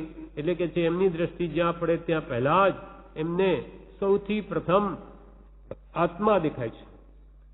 તેને જોનાર, જાણનાર, એ પૂતગલ દ્રવ્ય બધાને જોનાર, જાણનાર આત્મા બધામાં પ્રત્યક્ષ જુદો સૌથી પ્રથમ ભાસે છે. પોતાને ભેદ પડી ગયો એટલે બધામાં ભેદરૂપ દેખાય છે. એવી દ્રષ્ટિ જ્ઞાનીની છે, આપણી નહીં. ત્યાં પ્રત્યક્ષ જુદો સૌથી જુદો ભાસે છે. હવે આ દેહ કેવો તે પ્રભુ કહે, હેડમાં પુરાયા છો. હા, આ શરીર રૂપી હેડ, હેડમાં પુરાયા છો, બંદી ખાને પડ્યા છો, જેમ તેમ કાળ પૂરો કરો છો. બહુ દુઃખ છે આ સંસારમાં. જેમ પહેલા ફાંસી આપે, આજીવન કેદ આપે, એમને સખ્ત કેદ આપે, એમાં શું કરે? એનો પગ લાકડામાં કાણું કરીને એના પગ વચ્ચે ઘાલી દે અને તાળું મારી દે, બે જણને ભેગાઈ ઘાલી દે. એટલે પેલો તો ક્યાં આગો પાછો થઈ જ ન શકે. એમ કે છે એ હેડ છે, એને હેડ કહે. તમે કે આ શરીર રૂપી હેડમાં પુરાઈ ગયા છો, બંદી ખાને પડ્યા છો, તમે આત્મા છો. એટલે કે છે જેમ તેમ કાળ પૂરો કરો છો. આ બધા દુઃખમાં કઈ જાતના દુઃખો તમને આવે ભોગવો છો ને કાળ પૂરો કરો છો મનુષ્ય જન્મનો. જેમ તેમ કાળ પૂરો કરો છો. બહુ દુઃખ છે સંસારમાં.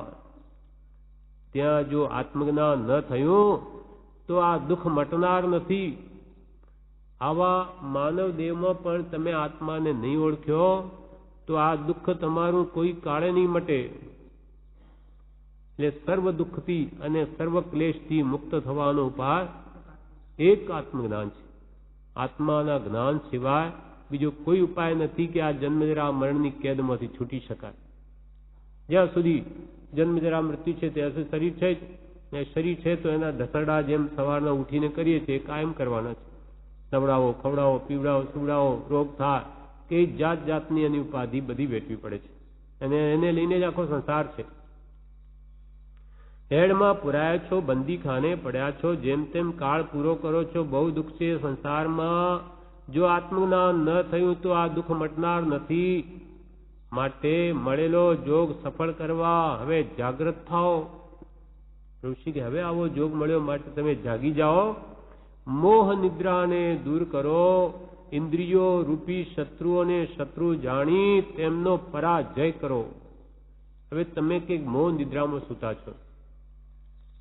મોહ નિંદ के जोग जगवासी घूमे सदा, कर्म चोर चिहूं और सर्वस्व लूटे सुध नहीं. મોહ નિદ્રામાં આપણે ઘોરી રહ્યા છીએ જ્ઞાનીઓની દ્રષ્ટિએ.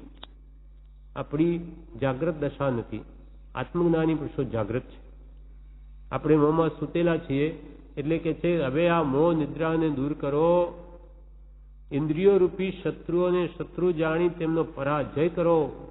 આ શરીરમાં ઇન્દ્રિયો છે ને એ આપણને રાગ કરાવે છે પરમા, અને ત્યાં એને કર્મથી સંસારની ઉપાધિ વધારીને બાંધી લે છે. બ્રહ્મચારીજી લખે છે પ્રજ્ઞાવોધમાં, ઇન્દ્રિયો વિષયો ચહે રે ખેંચે અવિરતિ પંથ. ઇન્દ્રિયો વિષયો ચહે રે ખેંચે અવિરતિ પંથ.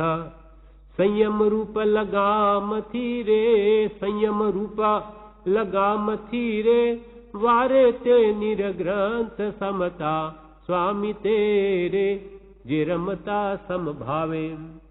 સમતા સ્વામી એવા પરમ કૃપાલ દેવના ઉપમા આપી છે પ્રજ્ઞાવનો. એ સમતાના સ્વામી છે, જે રમતા સંભાવે. બાકી તો હે ભગવાન, મારી તો આ ઇન્દ્રિયો વિષયોને છે. આંખ રૂપને છે, કાન સંગીતને છે, નાક સુગંધને છે, મોઢું સ્વાદને છે, શરીર સ્પર્શને છે. આ પાંચે ઇન્દ્રિયો પોતપોતાના વિષયોને છે. ઇન્દ્રિયો વિષયો ચહેરે ખેંચે અવિરતિ પંથ. અવિરતિ એટલે રતિ, રાગમાં પ્રેરે છે મને, વીરતીમાં નહીં, મને અરતિમાં લઈ જાય છે, રાગમાં લઈ જાય છે. ખેંચે અવિરતિ પંથ.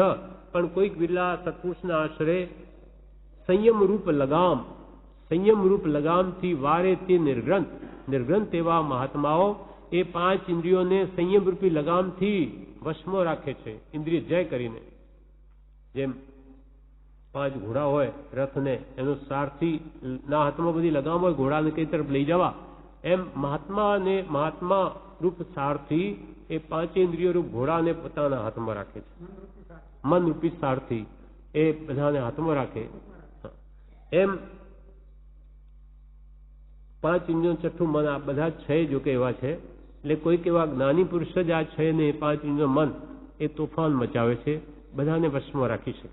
એટલે પ્રભુશ્રી કહે છે કે મોહ નિદ્રાને હવે દૂર કરો, અને ઇન્દ્રિયો રૂપી શત્રુઓને શત્રુ જાણી, અને કે તમે શત્રુ જાણો. આપણને તો મિત્ર જણાય છે કે ઇન્દ્રિયો સારી ન હોય તો સુખ કેવી રીતે ભોગવીએ પાંચ ઇન્દ્રિયોના, એમ આપણી માન્યતા સાવ વિપરીત છે. જ્યારે જ્ઞાની પુરુષ કે આ ઇન્દ્રિયો જ તમારી શત્રુ છે.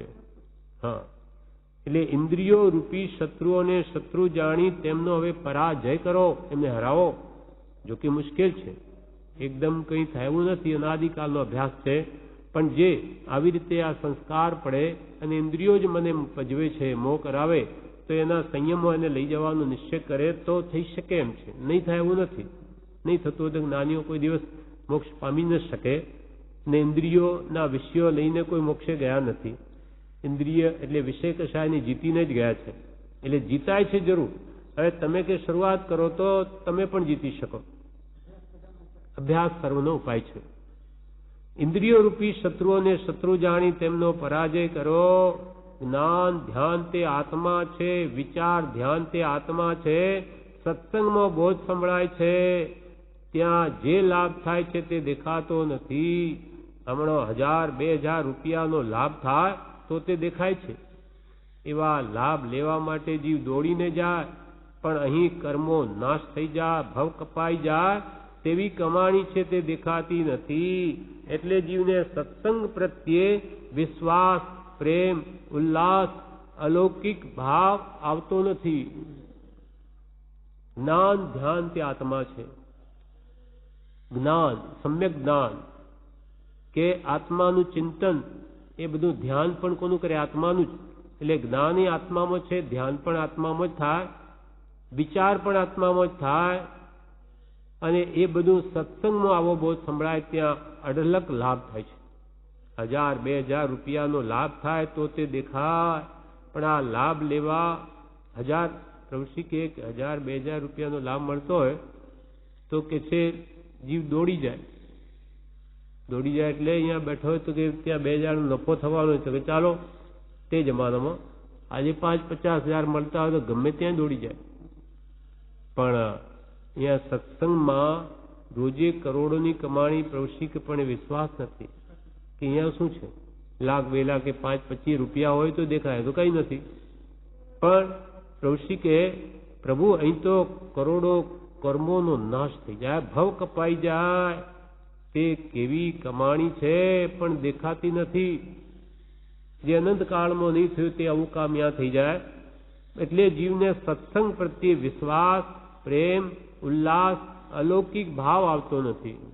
શ્રદ્ધા નથી. વિશ્વાસ હોય કે 1000 રૂપિયા મળતા દોડી જાય, ત્યાં કરોડો મળતા હોય તો ન દોડે. પણ એને અમુક કરોડો દેખાતા જ નથી, એ તો 1000 કરતું ઓછું દેખાય. જેમ કે વચનામૃત છે, એની કિંમત ત્યાં 10 રૂપિયા રાખેલી છે. પણ જે સંસારી જીવો એને આ 10 છે એને, પણ ત્યાં બજારમાં કે સ્ટોલ ઉપર, સ્ટેશન ઉપર 20 રૂપિયામાં ચોપડી મળે, મનોહર કહાણિયા, કે 10 રૂપિયામાં આરામથી લઈ લે તરત જ. હા હા, મનોહર એટલે કે મોહ વધે એવી તે ઉપન્યાસ, નોવેલ વગેરે તરત લઈ લે. અને અહીંયા 10 આપવાનું કહે તો આ બધું શું કરવાનું આપણે? આ થોકડો ઉપાડીને કરીશું શું? કેમ? એને ગરજ નથી, એનું કોઈ મહાત્મ્ય નથી. એને માટે એના કરતો 2 રૂપિયાનું છાપું એ વધારે કિંમતી લાગે. આમાં શું છે? કેમ કે એ વસ્તુ સમજાય જ નથી કે એનું મહાત્મ્ય તો કેટલું અમૂલ્ય છે. જે મહાત્મ્ય સમજ્યા છે ત્યારે પૈસાની ટીપ આ વચનામૃત માટે બોર્ડ આવે પાટિયું કે જોઈતા 5 લાખ ને આવે 8 લાખ. કેમ એમ? કેમ કે એનાથી જેના જીવન ફરી ગયા, જેનો આત્મા શાંત થઈ ગયો, કેટલો બધો લાભ થઈ ગયો, એટલે એ લોકો ભરપેટ દાન આપે કે હો આના માટે. એને લઈને તો આપણે સુખી થયા, આત્મ શાંતિનો માર્ગ મળ્યો, એને કિંમત લાગી છે, એટલે એના માટે અમૂલ્ય છે. એની કોઈ મૂલ્યાંકન થઈ જ ન શકે. આ તો એક 10 રૂપિયા શા માટે? એ બી એક ટોકન, ગમે તે દુરુપયોગ નહીં થાય એના માટે. બાકી એની કોઈ કિંમત જ નથી. અમૂલ્ય છે, કિંમત કરી શકાય જ નહીં. 130 રૂપિયા પડેલો કે 150 પડશે હવે તો એ 10 રૂપિયા આપે. શા માટે? કે લોકો કંઈક સમજે કોઈ રીતે, નહીં તો એમાં હાથ જ નહીં ઘાલશે. પણ જેને મહાત્મ્ય લાગે છે તેના માટે બધી અમૂલ્ય વસ્તુ છે. તેવી રીતે સત્સંગ, આજે અહીંયા સત્સંગ છે, સત્સંગ તો કોઈ મહાભાગ્યશાળી. પ્રભુશ્રી કહે કે આ જીવ કેવો છે? તુચ્છ એવા ઉદ્ગલનું મહાત્મ્ય, એટલે કે 1000-2000 રૂપિયાનો લાભ થાય તો દોડી જાય. 1000-2000 રૂપિયાનો લાભ થાય તો તે તો દેખાય, એવા લાભ માટે દોડીને જાય. પણ અહીં કર્મો નાશ થઈ જાય, ભવ કપાઈ જાય તેવી કમાણી છે તે દેખાતી નથી. એટલે જીવ સત્સંગ પ્રત્યે વિશ્વાસ, પ્રેમ, ઉલ્લાસ, અલૌકિક ભાવ તેને આવતો નથી. આ કમાણી એને દેખાતી નથી. એટલે જે અલૌકિક ભાવ સત્સંગ પ્રત્યે આવો જે વિશ્વાસ, પ્રેમ તે આવતો નથી. સંકલ્પ વિકલ્પે ભૂંડું કર્યું છે, જરા વાર પણ મન નવરું નથી. 24 કલાક ઊંઘમાં પણ કંઈ નથી ચાલે. શાંત વિચારો હોય એટલે એટલું. કેમ કે આત્મા તો કોઈ કાળે ઊંઘતો નથી. ઊંઘતો હોય તો સપના કોને આવ્યા? સવારમાં ઉઠે ત્યારે મેં સપનું આવ્યું તો આવ્યું કોને? કોણ બોલ્યો? કોણ જાગતો હતો? અથવા કે મને ઊંઘ સારી આવી, કોને ખબર પડી? એમ આત્મા જાગૃત છે, એમ ત્યાં પણ જેવી પરિણતિ એટલે ભાવ વર્તે તેવા કર્મ બંધ થાય છે. હા, ઊંઘમાં.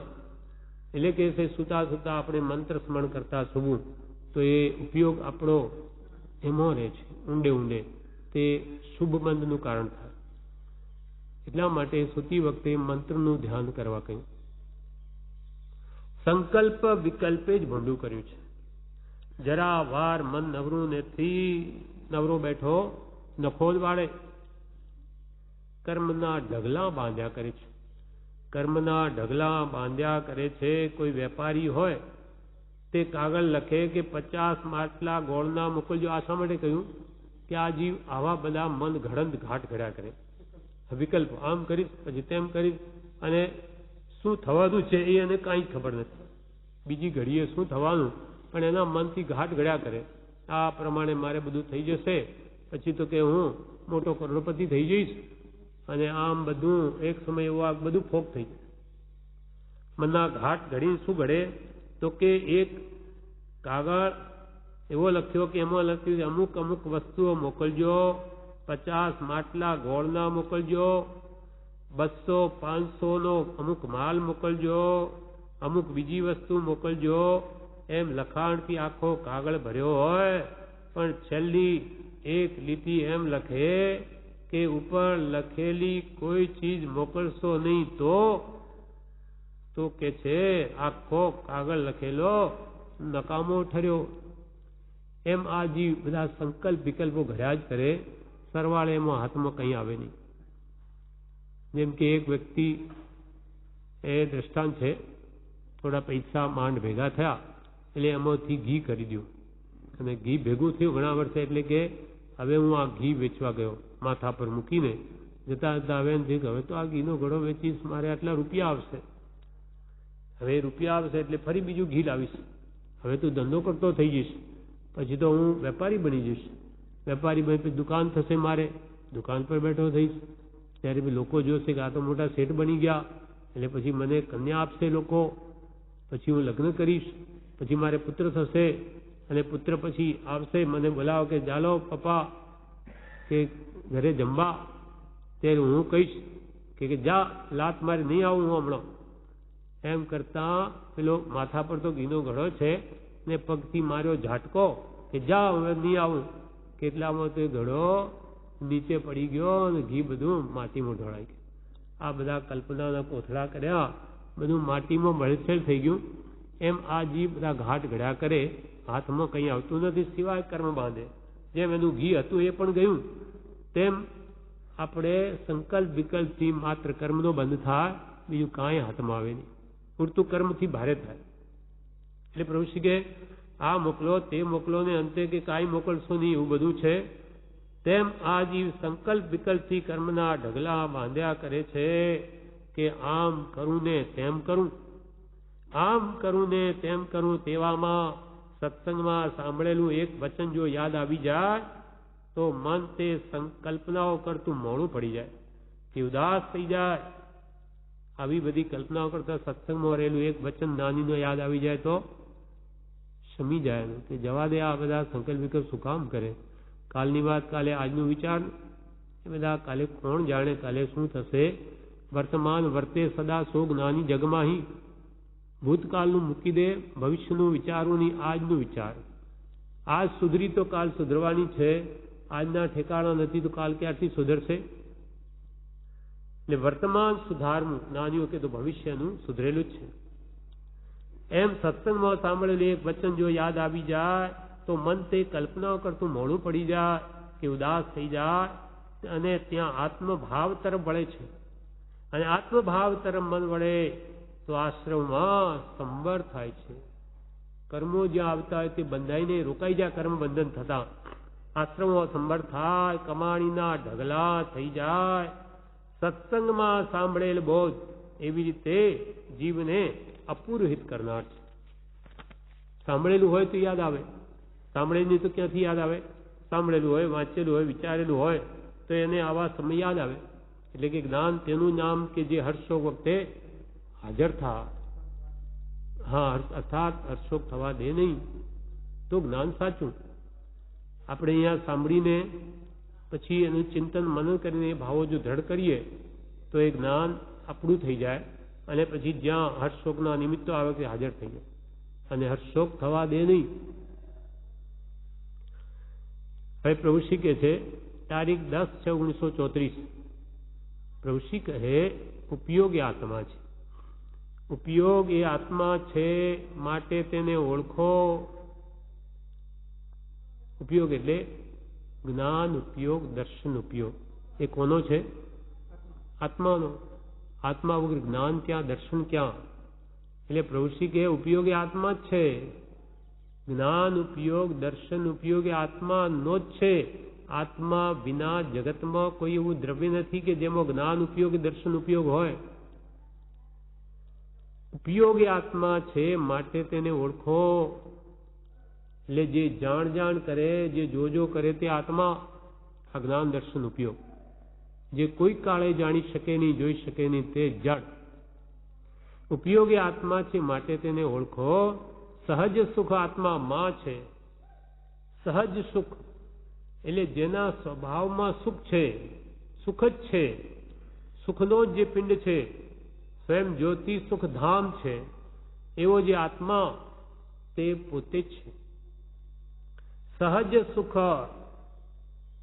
આત્મામાં જે સુખ છે ને એ કોઈ બાહ્ય પદાર્થથી મળતું નથી, સહજ જ છે. જેમ કે પાણીની શીતળતા એ સહજ છે, એ કંઈ એને ઠંડુ કરવા માટે અગ્નિ મૂકવી ન પડે. અગ્નિ મૂકો તો ઉડતું ગરમ થાય, પણ એને તો તમે એમ જ રહેવા દો તો એના સ્વભાવમાં એ ઠંડુ જ રહે, કેમ કે એનો શીતળતા એનો સ્વભાવ છે. તેમ સુખ એ આત્માનો સહજ સ્વભાવ જ છે. સહજ સુખ આત્મામાં છે, ઉપયોગ આત્મા તરફ વાળો ત્યારે સહજ સુખ પ્રગટે છે. એ આત્માનું જે સ્વાભાવિક સુખ છે એ આત્માનો ઉપયોગ બહિર્મુખતાથી અંતર્મુખ થાય ત્યારે જ એ પ્રગટે છે. ઉપયોગ આત્મા તરફ વાળો ત્યારે સહજ સુખ પ્રગટે છે. તે ઉપયોગ હાલ શુભ કે અશુભ છે, શુદ્ધ નથી. આપણા આત્માનો ઉપયોગ હમણાં કેવો છે, કાં તો શુભ ભાવમાં રમીએ કાં અશુભ ભાવમાં, પણ શુદ્ધ ભાવ તો આપણે જાણ્યો જ નથી, ખબર જ નથી. તે ઉપયોગ હાલ શુભ કે અશુભ છે, શુદ્ધ નથી. જગતમાં જ્યાં ત્યાં પરપદાર્થોમાં ઇન્દ્રિય વિષયોમાં ભટકે છે, તેથી બંધન થયા છે, ભવ ભ્રમણ થયા છે. કૃષ્ણ કે અનાદિકાળથી આપણો જીવ આ આપણી વૃત્તિઓ મનની પર પદાર્થમાં જ ભટકે છે, ઇન્દ્રિય વિષયોમાં જ ભટકે છે. તેથી કર્મના બંધન થાય છે, ભવ ભ્રમણ થાય છે. મન વૃત્તિ જ્યાં ત્યાં ભટકે છે તો મનને જીતો, વૃત્તિઓને રોકો. જગતના પદાર્થોમાંથી ઉપયોગને આત્મા ઉપર વાળો. સૌ સાધન બંધન થયા. આ મન વૃત્તિઓ મનની બહાર જ ભટકે છે, એવા મનને જીતો, મનને વશ કરો. પાંચ ઇન્દ્રિયોમાં ભટકતી વૃત્તિઓને રોકો. જગતના પદાર્થોમાંથી ઉપયોગને હવે આત્મા તરફ વાળો, એટલે બહિર્માત્માઓથી અંતરાત્મા થાઓ. કેમ કે સૌ સાધન બંધન થયા.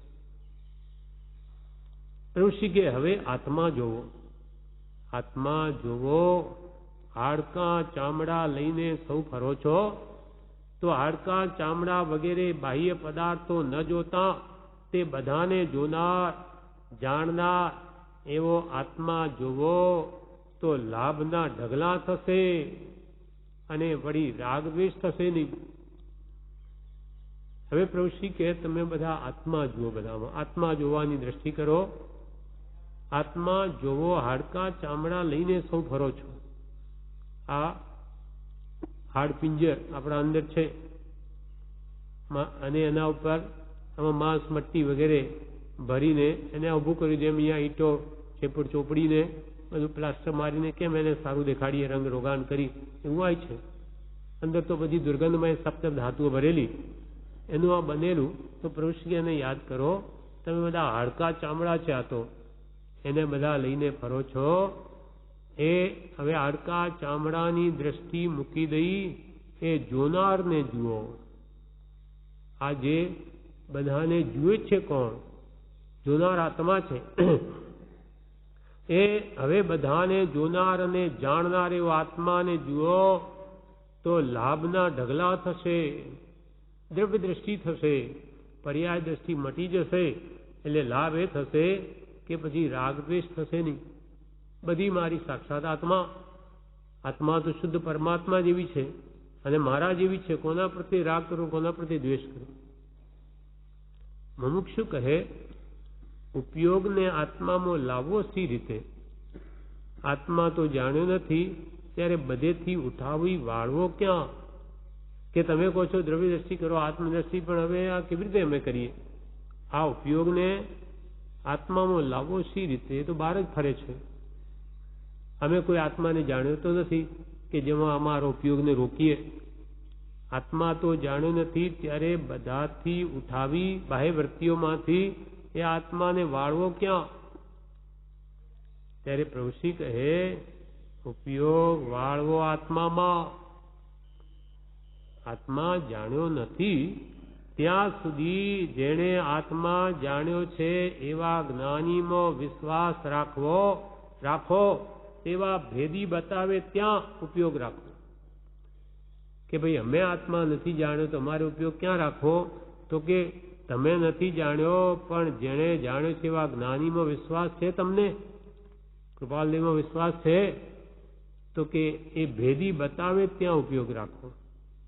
એ કે છે મંત્રમાં ઉપયોગ રાખો તો ત્યાં રાખો. એ કે દેહથી ભિન્ન આત્મભાવના ભાવો તે કરો, અથવા એને જે સંસારનું સ્વરૂપ કહ્યું એ વિચારો, 12 ભાવના વિચારો, 16 કારણ ભાવના વિચારો, કે અનેક ઉત્તમ ગ્રંથો વૈરાગ ઉપશમના વિધા વિચારે એમાં ઉપયોગ રોકો, ભક્તિમાં રોકો. એમ નાની જે ગુરુ બતાવે ત્યાં રાખો. અને તમે આત્મા જાણો ત્યારે તેમાં રાખજો, નથી જાણો ત્યાં સુધી એમાં રાખો. પ્રશ્ન પૂછ્યો ત્યારે ઋષિએ આ કહ્યું, મુક્ષુ કહે ઉપયોગને આત્મામાં લાવો સી રીતે? આત્મા તો અમે જાણ્યો નથી, ત્યારે બધેથી ઉપયોગને બહારથી ઉઠાવીને વાળવો ક્યાં? ત્યારે પ્રભુશ્રી કહે ઉપયોગને વાળવો આત્મામાં, પણ આત્મા જાણ્યો નથી ત્યાં સુધી જેણે આત્મા જાણ્યો છે એવા જ્ઞાનીમાં વિશ્વાસ રાખો, તેવા ભેદી બતાવે ત્યાં ઉપયોગ રાખો. પણ ખામી શાની છે? ઋષિકે પણ ખામી શાની છે? વૈરાગ્ય બોધની આની ખામી છે. ક્યાંથી ઉપયોગ રહે? આમાં વૈરાગ નથી, ભવે ખેદ નથી. આત્માર્થીના લક્ષણમાં માત્ર મોક્ષ વિલાસ, ભવે ખેદ કશાની ઉપશાંતા, માત્ર મોક્ષ વિલાસ, પછી ભવે ખેદ. સંસાર પ્રત્યેને વૈરાગ્ય આવવો જોઈએ. સંસાર દુઃખમય ભાષે તો એ સુખનો માર્ગ શોધે. તો વૈરાગ્યની ખામી, બોધની ખામી, જ્ઞાનીનો બોધ વાંચીને વિચાર્યો નથી, તેથી એનો ઉપયોગ જ્ઞાનીમાં ક્યાંથી રહે એના વચનોમાં? પણ ખામી શાની છે? વૈરાગ્યની, બોધની. પ્રમાદ, આળસ અને વૃત્તિઓ ભટકતી ફરે છે તે રોકો. કર વિચાર તો પામ, જબ જાગેંગે આત્મા તબ લાગેંગે રંગ. મોહ નિદ્રામાં સૂતો છે તેને જાગૃત કરો. અનાદિકાલથી મોહ નિદ્રામાં જીવ સૂતો હવે એને જગાડો. ઉપયોગ શુભ અશુભ થાય છે ત્યારે શું શુદ્ધ નહીં થાય? આપણે સારા ખોટા ભાવ થાય તે બધા સારા ખોટા કાઢીને શુદ્ધ ઉપયોગ નહીં થાય? પછી પ્રભુશ્રી કે અવશ્ય થશે. સિદ્ધ સમાન સર્વાત્મા છે. સિદ્ધમાં શુદ્ધ ઉપયોગ છે તો તમે પણ સિદ્ધ જેવા છો, તો તમારો પણ ઉપયોગ શુદ્ધ થઈ શકે. સિદ્ધ સમાન સર્વાત્મા છે. પુરુષાર્થ કરો, સત્પુરુષાર્થ કરો. ભવસ્થિતિ આદિ તોફાન જવા દો, સત્પુરુષાર્થ કરો. કે ભાઈ ભવસ્થિતિ આપણી પાકશે ને ત્યારે આપણે ખૂબ પુરુષાર્થ કરવો જોઈએ. બધા કે બાના મૂકી દો અને વેચતા સત્પુરુષાર્થ કરો. જો ઈચ્છો પરમાર્થ તો કરો, સત્ય પુરુષાર્થ. ભવસ્થિતિ આદિ નામ લઈ છેદો નહીં આત્મા. અને તમે પુરુષાર્થ કરશો તો તમારો આત્મા પણ ભગવાન જેવો અવશ્ય નિર્મળ થશે અને તમે પણ અનંત શાશ્વત સુખને જરૂર પામશો. આ પ્રમાણે આ તારીખનો બોધ પ્રશ્ન પૂરો થયો. વિશેષ